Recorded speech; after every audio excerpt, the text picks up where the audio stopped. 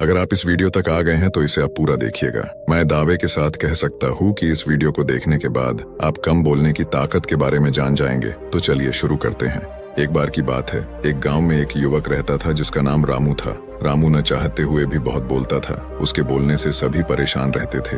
एक दिन रामू को पता चला कि जंगल में एक साधु आए हुए हैं। उसने सोचा शायद ये साधु मुझे मेरी चिंताओं से आजादी दिला सकते हैं, तो वह अपनी माता पिता के साथ साधु के पास गया। रामू ने साधु से कहा, महाराज कृपया मुझे यह समझाए कि मैं कैसे कम बोलूं। मेरी बातें लोगों को परेशान कर रही हैं। साधु ने मुस्कुराते हुए कहा, बेटा मैं तुम्हें इसे एक कहानी के माध्यम से समझाता हूँ। मेरे गुरु का एक शिष्य बहुत बोलता था। वह हर समय कुछ न कुछ बोलता रहता था और कभी शांत नहीं होता था। जब वह दान लेने के लिए जाता था तो वह हर घर से एक नई कहानी लेकर आता था और सभी कहानी लेकर आता था और सभी शिष्यों को सुनाता था। वह हर शिष्य की बुराई करता था, चुगली करता था और दूसरों के सामने अच्छा बनने का प्रयास करता था। सिर्फ अपने मुंह से खुद की तारीफ करता था और गुरु के सामने खुद को सबसे बुद्धिमान और अच्छा साबित करने का प्रयास करता था।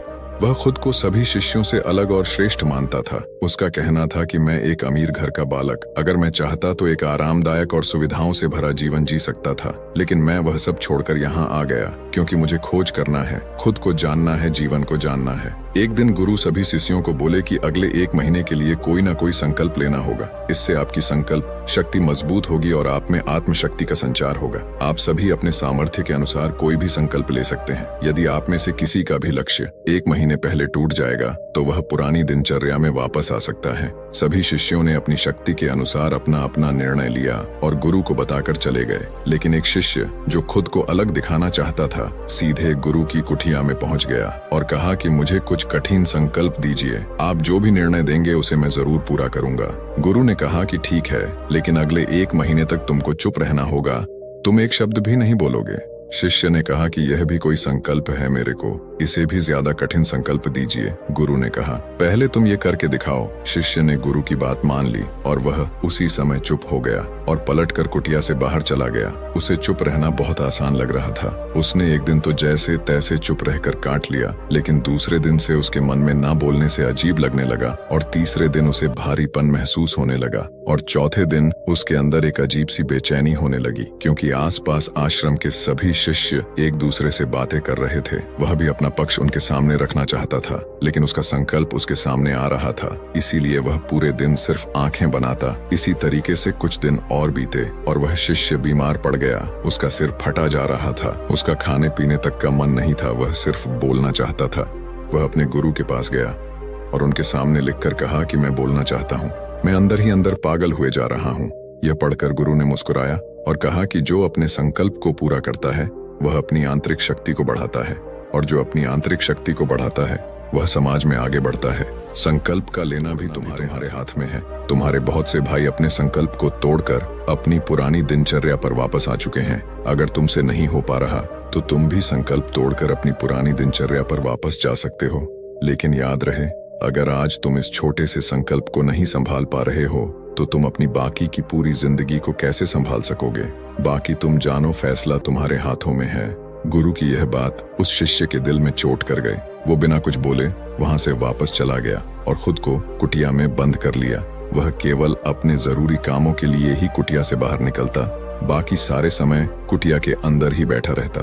15 दिन बीत चुके थे और आश्रम के लगभग सभी शिष्यों का संकल्प अब तक टूट चुका था, लेकिन उसका संकल्प अभी भी जारी था। संकल्प लेने के बाद से अब तक उसने एक शब्द भी नहीं बोला। सारा आश्रम हैरान था। 15 दिन बीतने के बाद वह दोबारा अपने गुरु के पास गया और लिखकर बताया कि गुरुदेव, मैं बाहर से तो चुप हूँ, लेकिन मेरे भीतर बहुत सी आवाजें हैं, बहुत सी चीख पुकार और शिकायतें हैं। मैं अंदर ही अंदर बात करता रहता हूँ। मेरा मन तरह तरह के प्रश्न पूछता है। मैं बाहर से जितना शांत हूँ, भीतर से उतना ही शोर शराबे से भरा हुआ हूँ।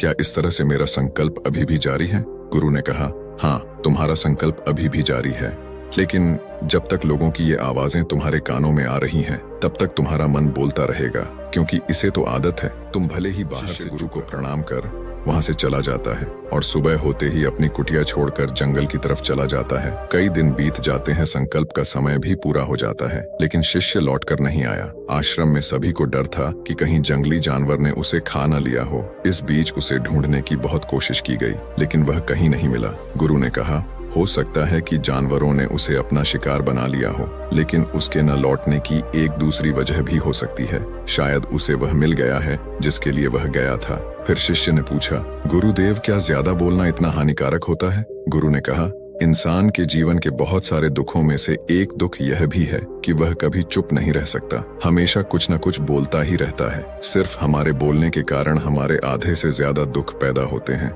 हम में से कोई भी चुप नहीं रहना चाहता, हम बस सामने वाले को सुना देना चाहते हैं। जो भी हमारे मन में है सब निकाल कर उसके मन में बैठा देना चाहते हैं। उसे समझा देना चाहते हैं कि देख, तू गलत है और मैं सही। इस तरीके से सुनने और सुनाने का ये काम जिंदगी भर चलता रहता है, लेकिन इस नासमझी में हम अपना समय, अपना जीवन, अपनी समझ और सबसे महत्वपूर्ण कीमती पल जो जिए जा सकते हैं, जो अनुभव किया जा सकता है, यह सब खो देते हैं। लेकिन इसके बदले हमें मिलता क्या है? कुछ नहीं, सब व्यर्थ और बर्बाद हो जाता है। इतना कहते ही सभी शिष्य लोग समझ जाते हैं और अपने अपने कुटिया में चले जाते। उस शिष्य को आश्रम छोड़े 4 महीने हो चुका था। फिर एक दिन वह शिष्य आश्रम आता है। सभी शिष्य उसको देखकर हैरान थे, क्योंकि उसके अंदर एक गजब का बदलाव महसूस किया जा सकता था। उसके चेहरे पर एक गजब का ठहराव और आंखों में शांति थी। आश्रम में आते ही सभी शिष्यों ने उसे चारों तरफ से घेर लिया और बातें करने लग गए। वह भी उन सब से बातें करने लगा। उससे बात करने वाले सभी ने यहाँ अनुभव किया कि अब वह पहले जैसा बहुत बोलने और चुगली करने वाला नहीं रहा। उसके मुंह से एक एक शब्द बहुत ही सुलझे हुए और मधुरता के साथ निकल रहे थे। थोड़ी देर तक शिष्यों से बात करने के बाद वह सीधा गुरु की तरफ चला गया। उसने गुरु के चरण छुए और कहा, गुरुदेव, क्या मैं अभी मौन हूँ? उस समय मैं मुंह से तो चुप था, लेकिन मेरे अंदर बहुत सी आवाजें थीं। मन में बहुत से प्रश्न थे और वह बंद नहीं हो रहे थे। तो मैं जंगल में चला गया इस उम्मीद से कि वहां मुझे शांति मिलेगी और मेरे मन की बकबक कम हो जाएगी। लेकिन मैं जितना जाता गया, मेरे अंदर की आवाज उतनी ही तेज होती गई। मेरे भीतर की पुरानी से पुरानी आवाज मुझे सुनाई देने लगी। तब जाकर मैंने महसूस किया कि मैं कितना गलत कर रहा था। काफी दिनों तक ये आवाजें, ये शिकायतें मेरे अंदर चलती रहीं, लेकिन धीरे धीरे करके एक दिन ये सारी आवाजें मेरे अंदर से समाप्त हो गईं। अब मैं भीतर से भी मौन हो गया। उस घने जंगल में बाहर से भी कोई बोलने वाला नहीं था और भीतर कोई आवाज बची ही नहीं थी। और मैं उस दिन पहली बार मौन के ताकत को समझा। मेरे चारों तरफ बहुत शांति थी। हालांकि अभी भी कुछ आवाजें आ रही थीं जो पहले भी आती थीं, लेकिन मैं उन्हें सुन नहीं पाता था। लेकिन अब वह सभी आवाजें मुझे स्पष्ट रूप से सुनाई दे रही थीं। हवा के चलने की आवाज, चिड़ियों के चहकने की आवाज और पानी के बहने की आवाज, ये सभी आवाजें मैंने पहली बार सुना। अपने चारों तरफ इतनी शांति मैंने पहले कभी महसूस नहीं की थी। फिर गुरु ने कहा, जब तक हम बाहर की तरफ बोलते रहेंगे तब तक भीतर अशांति ही रहेंगे, लेकिन जिस दिन हम भीतर की तरफ मुड़ जाएंगे तब हमारे अंदर एक अलग ही शांति महसूस होगी। दुनिया में जितनी भी बुराइयां हैं वो हमारे ज्यादा बोलने से ही उत्पन्न होती हैं, क्योंकि हम चुप रहना नहीं चाहते हैं। जितनी हमें जरूरत है उस महसूस नहीं की थी। फिर गुरु ने कहा, जब तक हम बाहर की तरफ बोलते रहेंगे तब तक भीतर अशांति ही रहेंगे, लेकिन जिस दिन हम भीतर की तरफ मुड़ जाएंगे तब हमारे अंदर एक अलग ही शांति महसूस होगी। दुनिया में जितनी भी बुराइयां हैं वो हमारे ज्यादा बोलने से ही उत्पन्न होती हैं, क्योंकि हम चुप रहना नहीं चाहते हैं। जितनी हमें जरूरत है उससे ज्यादा ही बोलते हैं। सामने वाला क्या कह रहा है यह हम नहीं सुनना चाहते, बल्कि उसकी बोलती बंद कर देना के लिए उसे समझा देना चाहते हैं कि मैं कौन हूँ, मैं क्या कर सकता हूँ, मेरे पास कितना धन है। गुरु कहते हैं कि जो लोग किसी का सुनने की बजाय सिर्फ अपना सुनाने में रहते, ऐसे लोगों का जीवन दुखों से भर जाता है। लोग सोचते हैं कि अगर हम चुप रहेंगे तो आगे वाला हमको मंद बुद्धि समझेगा। आपको समझना चाहिए कि असल में सभी लड़ाइयों का कारण हमारा बोलना ही है। इसलिए हमें सिर्फ उतना ही बोलना चाहिए जितना जरूरी हो, क्योंकि व्यर्थ का बोलना ऊर्जा को नष्ट करना है और यह बोलना ही हमें कभी अपने भीतर की ओर लौटने नहीं देता। इसलिए अगर हम आप आज से ही बोलना कम कर दें और अंदर की आवाज को सुनना चालू कर दें तो कुछ कभी अपने भीतर की ओर लौटने नहीं देता। इसलिए अगर हम आप आज से ही बोलना कम कर दें और अंदर की आवाज को सुनना चालू कर दें तो कुछ दिन बाद आप देखेंगे कि आपके सोचने, समझने और याद रखने की शक्ति बढ़ गई। आपके अंदर एक अलग ही शांति और ठहराव महसूस होगा। दोस्तों, इस कहानी की यही सीख है कि व्यर्थ का बोलना ऊर्जा को नष्ट करना है। मुझे उम्मीद है कि आपको यह कहानी पसंद आई होगी और काफी कुछ सीखने को मिला होगा। कहानी के बारे में अपने विचार आप नीचे कमेंट बॉक्स में कमेंट करके बता सकते हैं और चैनल को सब्सक्राइब और लाइक जरूर कीजिएगा।